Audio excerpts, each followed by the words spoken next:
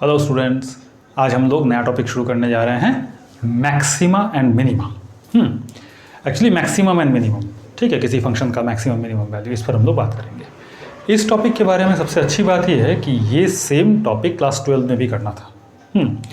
अब कोविड के कारण जो सिलेबस में परिवर्तन हुआ था, इसलिए इसको उतना अच्छा से नहीं करना था। तो जैक बोर्ड वाले जो थे संभवतः वो इसको स्किप किए होंगे या उतने अच्छे से नहीं पढ़े होंगे। हाँ, सीबीएसई वाले पढ़े होंगे इसको, व्हाटएवर। तो टॉपिक वही है, सिंगल वेरिएबल लेकर ये मैक्सिमम मिनिमम हम लोग को पढ़ना है। इसके पहले वाला जो ऑनर्स का सिलेबस था, सीबीसीएस सिलेबस, उसमें यही मैक्सिमम मिनिमम करना था, बट 2 वेरिएबल लेके करना था। इस बार के सिलेबस में ये 1 वेरिएबल वाला है, और अगर 2 वेरिएबल है भी तो ये कोल्हान यूनिवर्सिटी वाला सिलेबस में ये मेंशन नहीं किया हुआ है कि 2 वेरिएबल से ही करना है। तो खैर हम लोग 1 वेरिएबल मान के ही इसको करेंगे, ठीक है। तो चलिए हम लोग ये शुरू करते हैं। टेलर मैक्लॉरिन सीरीज़ वाला जो यूनिट है ना सिलेबस में जो लिखा हुआ है, उसी में ये टॉपिक है मैक्सिमा मिनिमा। तो उस टॉपिक के अंतर्गत ये सिंगल वेरिएबल से ही होगा, ठीक है। तो चलिए समझते हैं इसके बारे में। तो मान लीजिए आपके पास कोई फंक्शन है y = f(x), ठीक है। तो it is a function of x, माने यहाँ इंडिपेंडेंट वेरिएबल x है, डिपेंडेंट वेरिएबल y है। तो इस फंक्शन का कुछ ग्राफ बन सकता है, ठीक है, डिपेंडिंग अपॉन क्या फंक्शन है। हो सकता है ऐसा ऐसा ऐसा ऐसा, कुछ भी ग्राफ बन जाए, हो ही सकता है। अब देखो, ये ग्राफ हो सकता है इसका वैल्यू अप डाउन हो, पॉसिबल है। हो सकता है ये ग्राफ एक सिंगल टेंडेंसी दिखाए, बढ़ रहा है तो बढ़ता ही जा रहा है। पॉसिबल है ये ग्राफ कुछ ऐसा टेंडेंसी दिखाए, डिक्रीजिंग टेंडेंसी दिखाए, तो कुछ भी ऐसा हो सकता है, ठीक है। तो डिपेंडिंग अपॉन द टेंडेंसी हम लोग कह सकते हैं कि ये आइदर इंक्रीजिंग है, डिक्रीजिंग है, या नाइदर इंक्रीजिंग नॉट डिक्रीजिंग है। तो सबसे पहले हम लोग को ये पता करना चाहिए कि अगर कोई फंक्शन अपने को दिया हुआ है तो क्या ये इंक्रीजिंग है, क्या ये डिक्रीजिंग है, या क्या ये कोई फिक्स टेंडेंसी नहीं दिखाता है। तो चलिए चेक करते हैं पहले।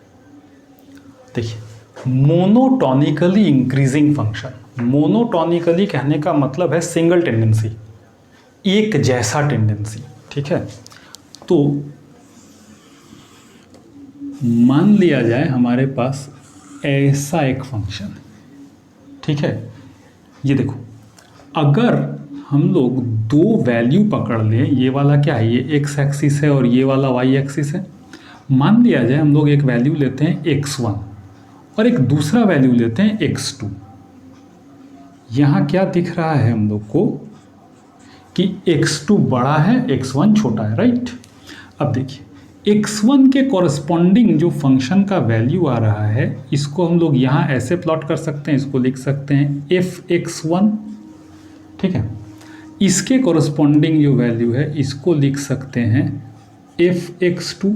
तो एक बात ध्यान दे रहे हैं कि when x1 less than x2, कहने का मतलब x2 बड़ा है, x1 छोटा है, this implies f(x1) less than f(x2), मतलब उस स्थिति में एक f(x2) भी बड़ा हो गया, f(x1) छोटा ही रहा। इसको हम ऐसे भी कह सकते हैं कि अगर ये है, अगर f(x2) बड़ा है, f(x1) छोटा है, तो इसका मतलब x2 बड़ा है, x1 छोटा है। मतलब ये दोनों तरफ इंप्लाई करेगा। If x1 is less than x2 then f(x1) is less than f(x2), और if f(x2) is greater than f(x1) then x2 is greater than x1। तो इस तरह का टेंडेंसी अगर दिखाता है तो इसको हम लोग कहते हैं मोनोटॉनिकली इंक्रीजिंग फंक्शन, ठीक है, या स्ट्रिक्टली इंक्रीजिंग, मतलब एकदम बढ़ ही रहा है, ठीक है।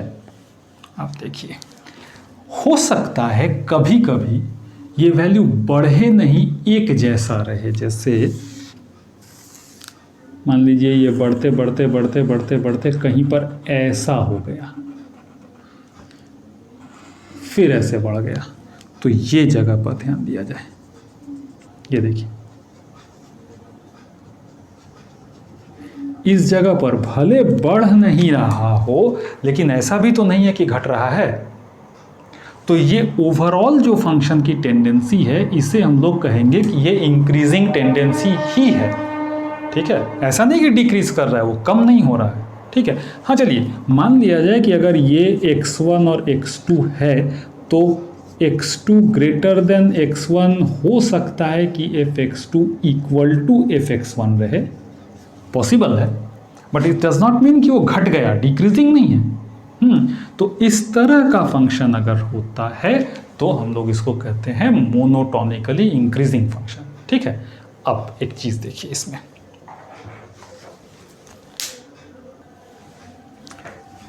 इसका किसी भी पॉइंट पर अगर एक टेंजेंट ड्रॉ कर दें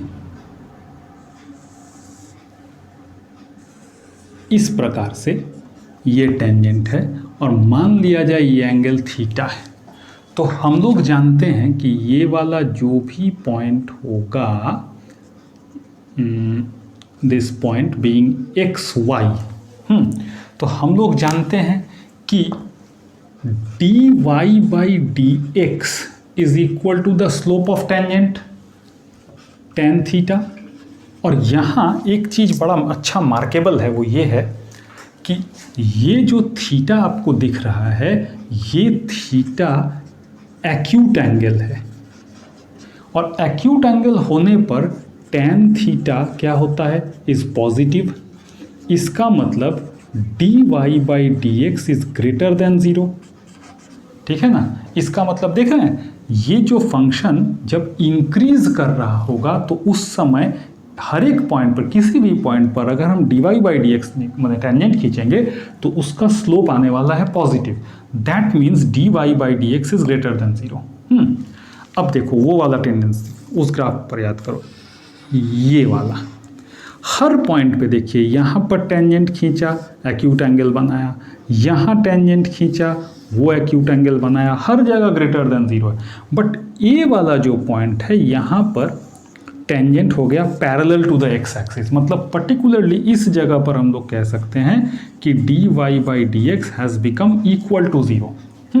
लेकिन देखिए कहीं पर भी ये डिक्रीज तो किया नहीं है, इसका मतलब हम लोग कह सकते हैं कि either graph is like that और दैट इंक्रीजिंग फंक्शन है।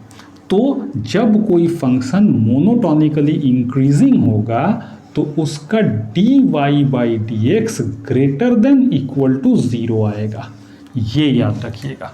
मतलब अगर फंक्शन मोनोटोनिकली इंक्रीजिंग है तो D Y by D x is greater than equal to zero, ठीक है।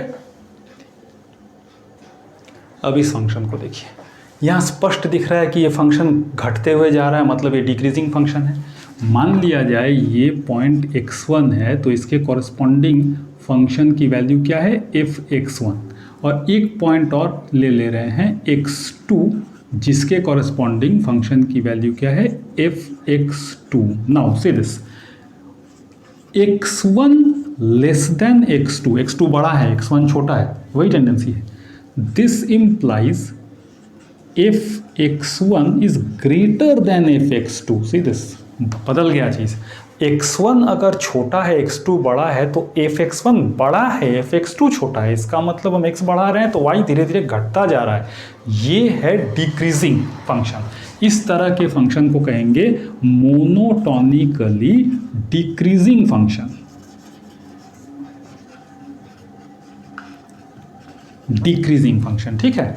अब देखिए इस फंक्शन के भी किसी पॉइंट पर, जैसे ये वाला पॉइंट पर अगर अपन एक टेंजेंट खींचते हैं, मतलब ऐसे सटा के निकाल लें, तो ये एंगल थीटा ये ऑब्ट्यूज एंगल बन रहा है कि नहीं, है ना। तो यहाँ पर थीटा इज ऑब्ट्यूज, और हम लोग जानते हैं कि ऑब्ट्यूज एंगल होने पर टेन थीटा नेगेटिव होता है, लेस देन ज़ीरो। तो यहाँ ये जो टेन थीटा है ये असल में क्या है, D Y by D X, तो D Y by D x is less than zero, ये डिक्रीजिंग टेंडेंसी है। अब देखिए यहाँ भी वो वाला हो सकता है, डिक्रीज करते करते हो सकता है कहीं पर ऐसा हो गया हो फिर ऐसे हुआ हो, मतलब ये वाला जगह जहाँ पर कि d Y by D x is equal to zero हो सकता है। तो इसलिए जब d Y by D x less than equal to zero होगा तो हम लोग कहेंगे the function is monotonically decreasing. और अगर ये है इक्वालिटी नहीं होल्ड कर रहा है, मतलब यहाँ से यहाँ तक, यहाँ से ऐसे, तो इसको कहेंगे स्ट्रिक्टली डिक्रीजिंग। ठीक है, तो ये है चेक करने का तरीका, फंक्शन इंक्रीज कर रहा है या डिक्रीज कर रहा है। ठीक है, अब हम लोग मैक्सिमम मिनिमम देखते हैं कैसे निकालें। मान लीजिए एक फंक्शन का ग्राफ इस तरह का है। ठीक है, अब देखिए ये पॉइंट, इस पॉइंट पे हम लोग कह सकते हैं कि ये फंक्शन सबसे ज़्यादा वैल्यू पकड़ के बैठा हुआ है। ठीक है ना, तो ये जो वैल्यू है ये इसका मैक्सिमम वैल्यू है। ये देखिए यहाँ पर फंक्शन का वैल्यू कम है, यहाँ पर और कम है वैल्यू, है ना। तो इस तरह से पॉइंट्स मिल सकता है जहाँ फंक्शन का वैल्यू मिनिमम हो गया है, या कुछ पॉइंट्स हो सकता है जहाँ फंक्शन का वैल्यू मैक्सिमम हो गया है। ठीक है, अब ये सब जो पॉइंट है, जैसे मान लिया जाए ये x1 है सपोज, इस जगह पर जरा टेंडेंसी पर गौर किया जाए। फंक्शन इधर से, जब इधर से हम लोग आ रहे थे, ऐसे ऐसे ऐसे ऐसे आ रहे थे x की तरफ, तो फंक्शन बढ़ रहा था, बढ़ते बढ़ते बढ़ते बढ़ते यहाँ आ गया, मैक्सिमम हुआ। उसके बाद जैसे ही x1 वाला पॉइंट क्रॉस कर गया तो फंक्शन क्या किया, घटने लगा। ठीक है ना, ये फंक्शन बढ़ रहा था, फंक्शन घटने लगा। अब देखिए इस एरिया पे अगर यहाँ पर हम लोग टेंजेंट खींचते हैं यूं ऐसे करके, तो ये देखिए ये एंगल, ये एक्यूट एंगल है। ठीक है ना, जबकि यहाँ पर अगर हम लोग टेंजेंट खींचते हैं इस जगह पर, तो ये देखिए ये एंगल जो भी होगा, ये एंगल हो जाएगा ऑब्ट्यूज एंगल। ठीक है, इसका मतलब इस जगह के लिए tan theta it is greater than 0, मतलब dy/dx यहाँ आ रहा है पॉजिटिव, जबकि इस जगह पर ये जो है ये tan theta dash less than 0 है। कहने का मतलब dy/dx इट इज़ नेगेटिव। ठीक है ना, अब देखिए पॉजिटिव से नेगेटिव हो गया, मतलब ये जो पॉइंट है x1, इसके इधर dy/dx पॉजिटिव था, जबकि आगे dy/dx नेगेटिव था। तो अगर हम लोग को पॉइंट मिल जाता है x1 जिसके लेफ्ट में dy/dx पॉजिटिव है और राइट में dy/dx नेगेटिव है, तो ये वाला है मैक्सिमम का पॉइंट। ठीक है, ये x1, इस x1 को हम लोग कहेंगे मैक्सिमा, और इसके कॉरस्पॉन्डिंग जो फंक्शन का वैल्यू आएगा fx1, इसको कहेंगे मैक्सिमम।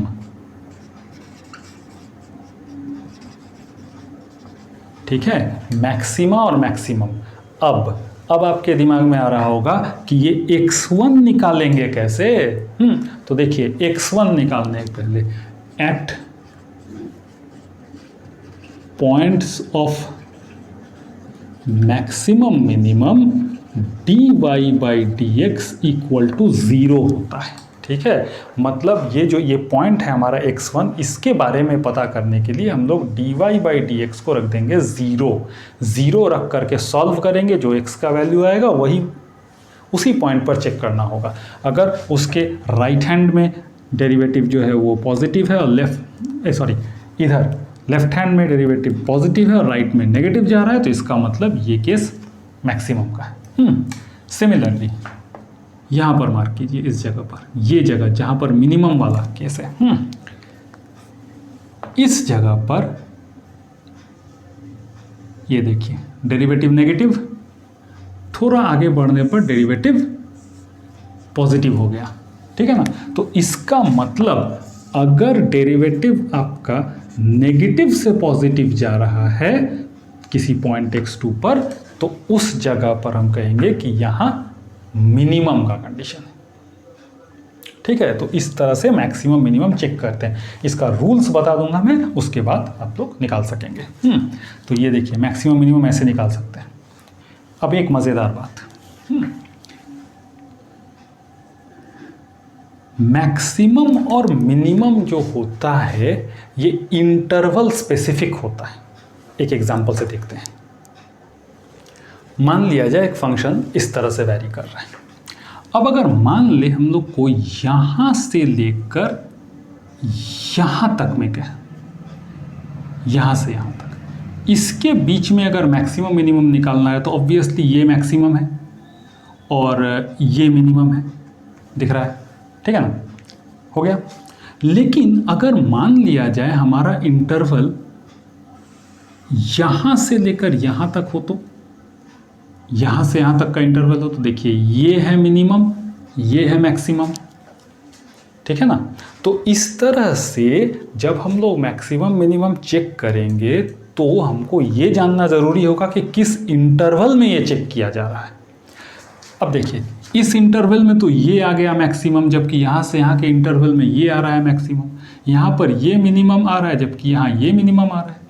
मान लिया जाए कोई अगर बोलता है कि नहीं इतना में नहीं, आपको यहाँ से लेकर के यहाँ तक में चेक करना है मैक्सिमम मिनिमम, तो देखिए इस केस में ये मैक्सिमम वैल्यू है जबकि मिनिमम वैल्यू ये है ना।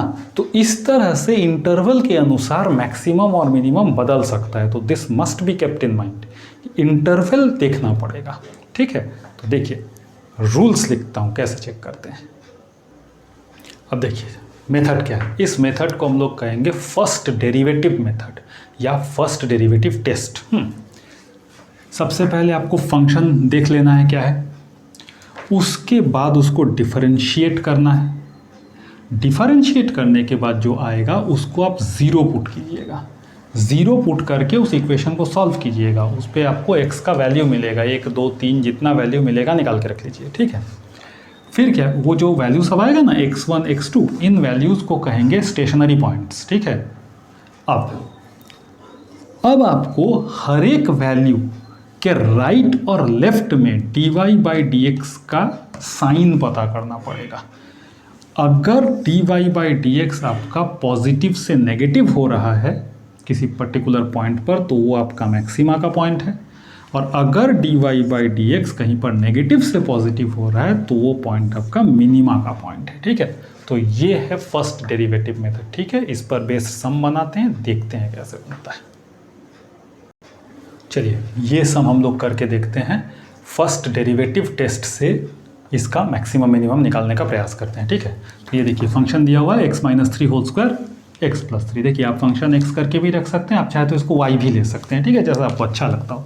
अगर y ले लिया जाए तो देखते हैं, तो लेट y = ये देखो इनको मल्टीप्लाई करना है, ठीक है। देखो डिफरेंशिएट करने के लिए तो u × v के टर्म में भी कर सकते हैं, जैसा हमको ईजी लगे, ठीक है।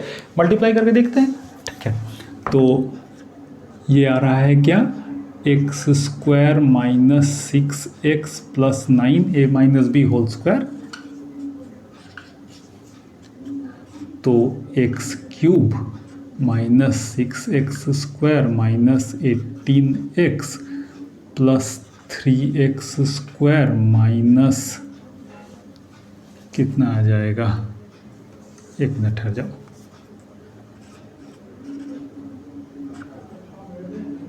6x² + 9x 3x² - 18x + 27। तो x³ - 3x² - 9x + 27, ये आ गया y, ठीक है। क्यूबिक फंक्शन है, अच्छा लग रहा है। अब हम लोग क्या करेंगे, इसको डिफरेंशिएट करेंगे। तो डिफरेंशिएट करने पर ये क्या आ जाएगा, 3x² - 6x - 9 आ रहा है। अब देखिए पुट dy/dx = 0, कहने का मतलब 3x² - 6x - 9 = 0। 3 कॉमन ले सकते हैं,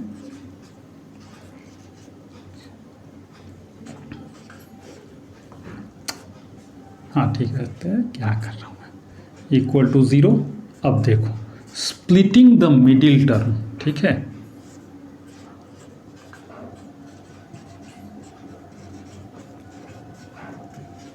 तो ये आ रहा है 3x - 3 + 1x - 3 = 0, 3x + 1x - 3 = 0। अब देखो क्या करना ना, जब इस तरह से बनाएंगे, जैसे देखो यहाँ 3 कॉमन आ गया, हो सकता है कभी नेगेटिव टर्म भी कॉमन आ जाए, ठीक है। तो आपका dy/dx जो रहेगा वो इस नेगेटिव के साथ ही रहेगा, उसको आप गलती से उधर ले जाकर ज़ीरो मत कीजिएगा और फिर चेक मत करना चाहिएगा, ठीक है, रहने दीजिए उसको, ठीक है। तो देखो इससे अपने को क्या मिल रहा है, x = या तो -1 या तो 3, ये दोनों, and these two are the stationary points, ठीक है। अब हम लोग क्या करेंगे, ये वाला इसकी साइन चेक करने जाएंगे, ठीक है, कि क्या ये हो रहा है।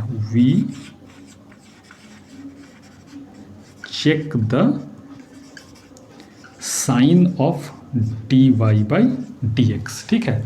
देखो इसको अच्छे से कैसे चेक करेंगे, यहां करके दिखाता हूं।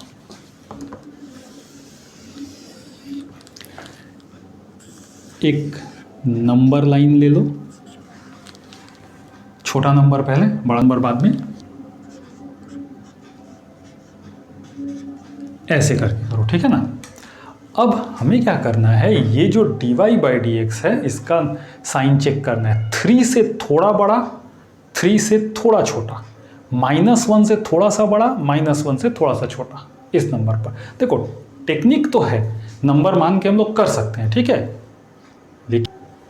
तो देखिए 3 से थोड़ा सा बड़ा वैल्यू, 3 से थोड़ा छोटा वैल्यू लेकर ऐसे करके टेस्ट करके देख सकते हैं। तो सीरीज 3 से बड़ा वैल्यू अपन कोई भी दे सकते हैं, जैसे मान लिया जाए 4 लेके देखते हैं। 3 से बड़ा वैल्यू 4, ठीक है ना, इसमें चेक करेंगे।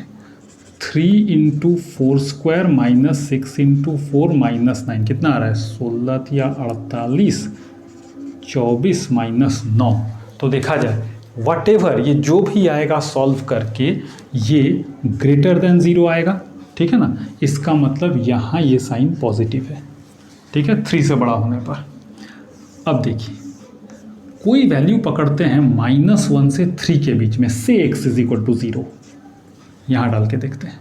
तो dy/dx क्या आ रहा है, 3 × 0 - 6 × 0 - 9, देखिए 0 0 -9 नेगेटिव है, ठीक है। अब -1 से छोटा कुछ वैल्यू लेके देखते हैं, ठीक। -1 से बड़ा लेने पर यही आएगा, निश्चिंत रहिए नेगेटिव आएगा। -1 से छोटा लेके देखिए, से -2, 3 × -2², 6 × -2 - 9, तो ये आ गया 12 + 12 - 9, देखिए 0 से बड़ा है तो ये हो गया पॉजिटिव। तो इस तरह से पॉइंट्स ले लेकर हम लोग चेक कर सक रहे हैं कि dy/dx किस तरह से साइन चेंज कर रहा है, राइट। तो अब देखिए at x = -1 dy/dx changes from positive to negative, ये देख रहे हैं ना, -1 के इधर पॉजिटिव था, -1 के उधर नेगेटिव हो गया, तो पॉजिटिव से नेगेटिव मतलब ये मैक्सिमम वाला पॉइंट है। तो देयरफॉर मैक्सिमा है x = -1। तो मैक्सिमम ऑफ फंक्शन x क्या आ रहा है, ये x के जगह पर आप -1 पुट कर दीजिए, -1 - 3 का स्क्वायर इंटू -1 + 3, तो कितना आ जाएगा 16 32, ठीक है। अब देखिए 3 पर क्या हुआ, नेगेटिव से पॉजिटिव हुआ। At x = 3 dy/dx changes from negative to positive, इसका मतलब ये पॉइंट मिनिमा का पॉइंट है। x = 3, तो आपका मिनिमम फंक्शन x कितना आ रहा है, इसी में आप x = 3 रख दीजिए, तो 3 - 3 तो 0 हो गया, 0 × एनी नंबर इज 0, तो 0, ठीक है। तो इस तरह से हमें आंसर मिल गया। अब मज़े की बात, ये मैक्सिमम मिनिमम सिंगल वेरिएबल आपको लालजी प्रसाद के बुक में नहीं है मिलेगी, ठीक है। दिया हुआ है, थ्योरी दिया हुआ है, बट प्रॉब्लम्स नहीं है। इसके लिए आपको शांति नारायण का रियल एनालिसिस रेफर करना होगा, ठीक है। बट सबसे अच्छी बात, आप NCERT क्लास 12 की बुक उठाइए, मैक्सिमम मिनिमम बना जाइए, ठीक है। नेक्स्ट वीडियो में आपको बताऊंगा डबल डेरिवेटिव टेस्ट, ठीक है, और उस पर बेस्ड कुछ सम बनाऊंगा, देखते रहिएगा वीडियो के। Good bye.